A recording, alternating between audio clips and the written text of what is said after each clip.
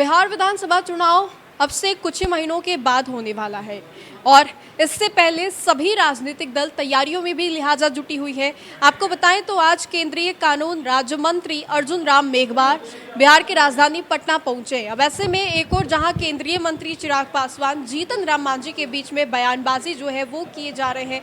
केंद्रीय मंत्री जीतन राम मांझी ने इशारों में केंद्रीय मंत्री चिराग पासवान पर बड़ा सवाल खड़ा किया है उनके कार्यक्रम रमना मैदान को लेकर के। तो वहीं पर आपको बताएं तो आज अर्जुन राम मेघवाल क्या कुछ कह रहे हैं वो आप सुनिए। देखिए, ऐसा नहीं था कि पहले कोई योजनाएं नहीं थी, योजनाएं थी, लेकिन नरेंद्र मोदी जी के आने के बाद उन योजनाओं का स्केल बदला और स्पीड बदली। ये दो महत्वपूर्ण शब्द मैं यूज कर रहा हूं। जैसे प्रधानमंत्री आवास से पहले भी कोई आवास बनाने की योजना थी, राशि कम होती थी और समय ज्यादा लगता था।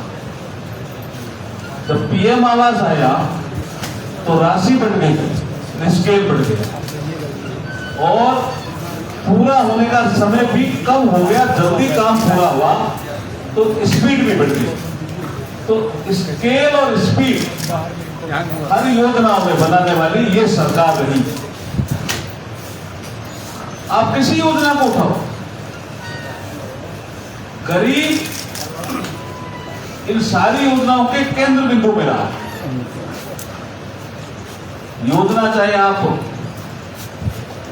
पीएम आवास की उठा लें, चाहे शौचालय की उठा लें, चाहे आप आयुष्मान भारत की उठा लें, चाहे आप इनकम टैक्स रिलीफ की उठा लें, चाहे जीएसटी कलेक्शन की उठा लें, कोई भी योजना, उसमें केंद्र बिंदु गरीब रहा है, गरीब का उत्थान हुआ। इसलिए इन 11 सालों में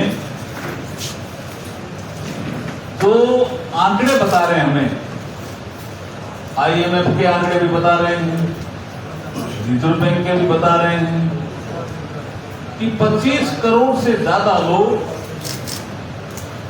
गरीबी रेखा से बाहर आए, उनका अपलिफ्टमेंट हुआ और वो हर क्षेत्र में रहने वाले लोग हैं, चाहे वो नॉर्थ भारत में रह रहे हैं, चाहे दक्षिण भारत में रह रहे हैं, चाहे पूर्वी भारत में रह रहे हैं, चाहे पश्चिमी भारत में रह रहे हैं।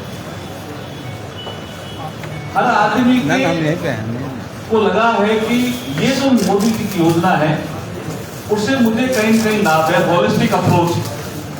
अब आप आ जाइए, अगर रोड की कोई योजना पहले भी रही होगी, ऐसा तो है नहीं रही है, लेकिन भारतमाला जैसी तो योजना मोदी जी लेके आए। आपका सी पोर्ट विकास की योजना पहले भी रही होगी, लेकिन सागरमाला जैसी योजना तो मोदी जी लेकर के आए। एयरपोर्ट हमारे यहाँ 74 थे, आज दुगने से भी ज्यादा हो गए। तो ये जो इंफ्रास्ट्रक्चर का डेवलपमेंट का जो स्पीड बढ़ी और स्केल बढ़ा, ये मोदी जी के पीरियड में बढ़ा। और गरीब आदमी उड़ान के माध्यम से हवाई जहाज का सफर करने लगा, सक्षम हुआ, मोदी जी के कालखंड में ही हुआ। तो सारी योजनाओं का सार ये है कि मोदी जी ने स्केल बढ़ाया और स्पीड बढ़ाई। सारे निर्णय देश हित में, होलिस्टिक अप्रोच रखी, साइलोज में निर्णय नहीं लिए। अगर कोई निर्णय लेना है और उसका इम्प्लीमेंटेशन का पार्ट है, उसको अगर हम देखेंगे नहीं तो कई बार हम शिलान्यास कर देंगे और 20 साल, 15 साल, 25 साल तक हम उसका उद्घाटन नहीं कर पाते थे। ये कालखंड भी देश ने देखा है। लेकिन मोदी जी के कालखंड में क्या है, शिलान्यास भी मोदी जी करते हैं, उद्घाटन भी मोदी जी करते हैं। ये चेंज है। वर्क कल्चर भी चेंज हुई है।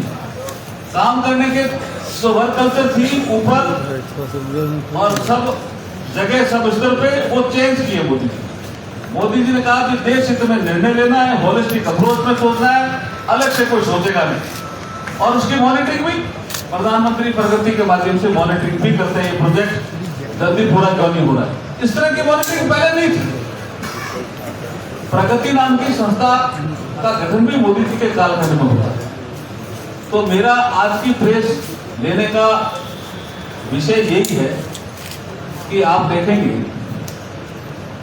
कि जीएसटी जैसी संस्था का विकास और उसका जन्म और उसका विकास जीएसटी काउंसिल जैसी संस्था का मोदी जी के कालखंड में हुआ।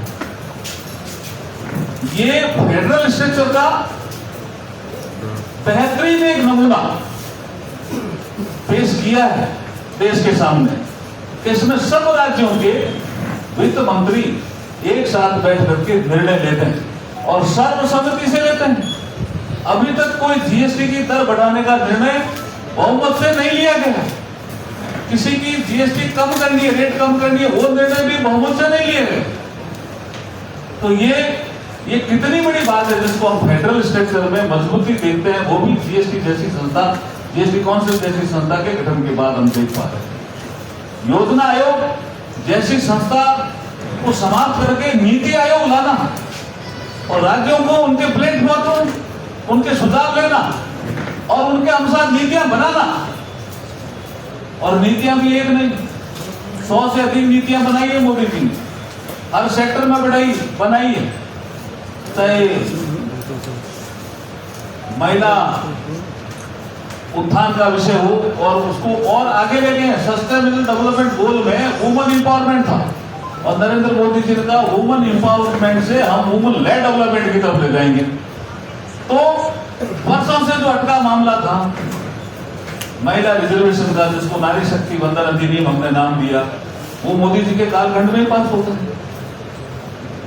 आप देखिए सुधारों में अगर हम देखेंगे तो वर्षों से अटके सुधार इस मोदी जी के कालखंड में, 11 साल के कालखंड में होता है।